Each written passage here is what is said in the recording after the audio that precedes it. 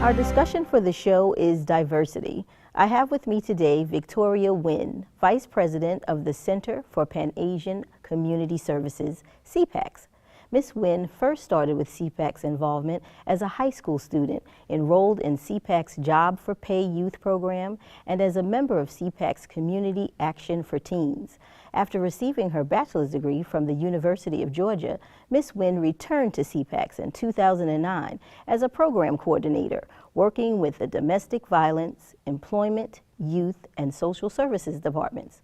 Ms. Huynh now leads programs and committees such as Georgia Asian and Pacific Islander Community Coalition, Georgia API Team, Empowerment, Refugee Services, Transportation Services, Social Services, and advocacy activities such as TEA, Together Empowering Asian Americans, Walk and the Rock the South Voter Engagement Campaign. Welcome to the show with Victoria. Thank you so much for having me.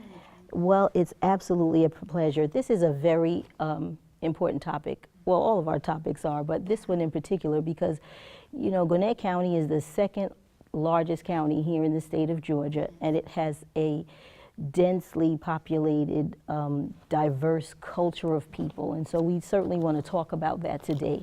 So I've used the word diversity. What is diversity? I think diversity is just synonymous with being different. You know, there are the visible diversity traits and there are the invisible pieces, right? So the visible, the color of your skin, you know, your gender, your age. Then there are also things, the invisible things, right? Your cultural background, you know, your work experience and things like that. I sat through several diversity trainings, cultural competency trainings. And what I took away was, you know, diversity isn't within someone, it's between people. You know, it's a relationship. And I like to use the example of inviting different individuals to the boards of, you know, the different community groups. Diversity isn't just within one person, so if you have an individual that is different, that doesn't make your board diverse. Absolutely. It is really the relationship between you and that person that makes it a diverse board. Very interesting thought process. I've not thought about it in that way. So let's talk about the demographics of Gwinnett County. What does that mean in terms of diversity? Gwinnett County is definitely one of the most diverse counties here in the state of Georgia and in the southeast.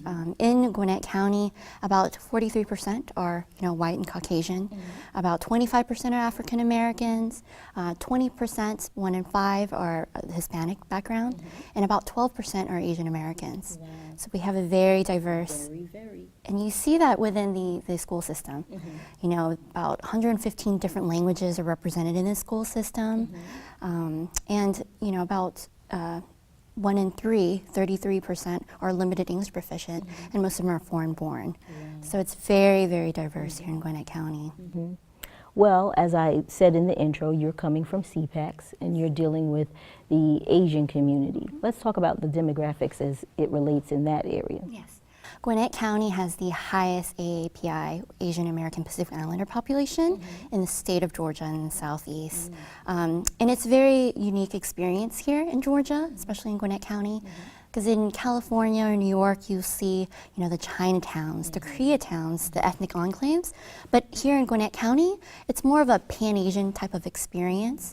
You have, you know, multiple ethnicities, multiple races coming together, creating this like new international village that you used to see in some of the other counties. Very nice. Wow. Well, what is Gwinnett's County? What do you see as Gwinnett's County role here in terms of promoting diversity? Gwinnett County has done an excellent job, and there is, you know, as the populations increase, there is still a lot of work to be done. Gwinnett County has really committed to promoting diversity within the county. For example, the Gwinnett Neighborhood Leadership Institute. Love that one. And I know you are an alum, and so am I. And you know, we're really promoting diversity by, you know, including a lot of the different ethnicities and race, making sure that these programs are available to the community, and then also with our different programs, our businesses, being a very friendly, you know, county to the different businesses, with over like 165,000 foreign businesses here in Gwinnett County. That's just amazing. Absolutely, absolutely, absolutely. Well, what makes diversity so great? I think, you know, if we're all the same, it's not going to be interesting, right? The school systems, the businesses, it's a great way for us to learn different cultures and really to have that, you know, the sense of inclusion. Absolutely. Right? In our community, that's what makes America great. Absolutely. That we all are different, we have different cultures and backgrounds, and it's an opportunity for us to really learn from each other.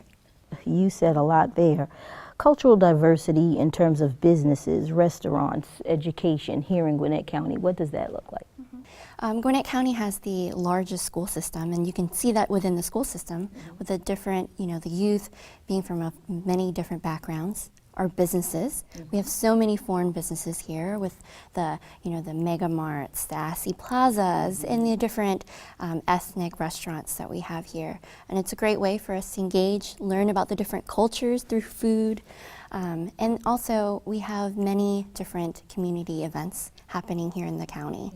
You have, you know, the different centers hosting, you know, ethnic events, celebrating the different cultures. So it's a great way for us to go out and learn, participate, and include many of the different communities. New perspectives and more effective approaches to change. How does that relate to diversity here in Gwinnett County? Right. I'm seeing a lot more different races and ethnicities sitting on boards or participating more on the local and county levels, which is wonderful. Absolutely. It's a great way to learn a little bit more about the cultures and find better approaches on how to reach the different ethnicities and races that we have here in the county.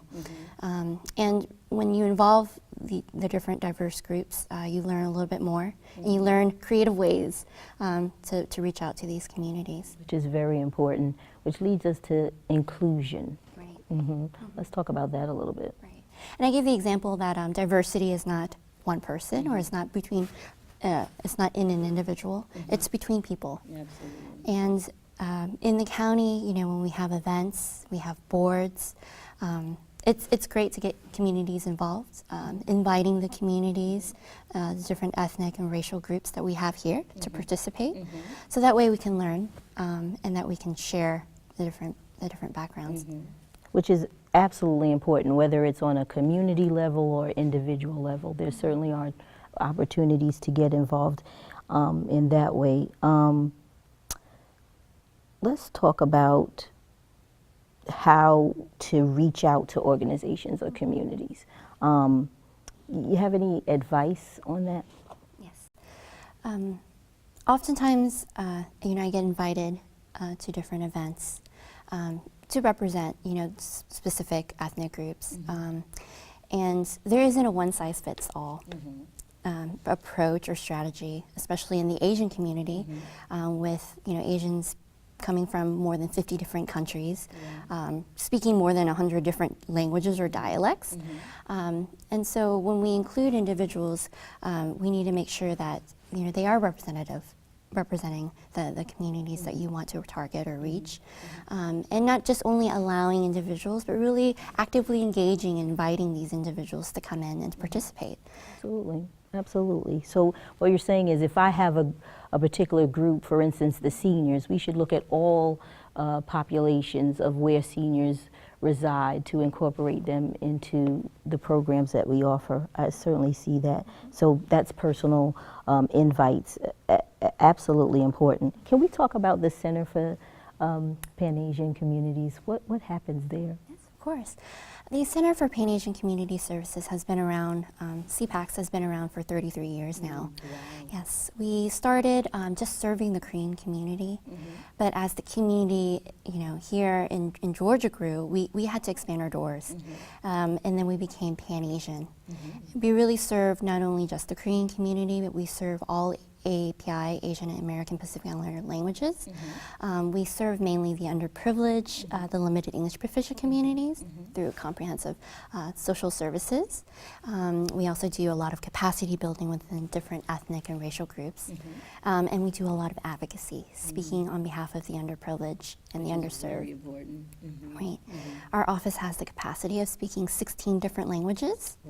And we serve about 2,600 clients on a monthly basis. Wow, per month? Per month. That's huge. It is huge. Wow.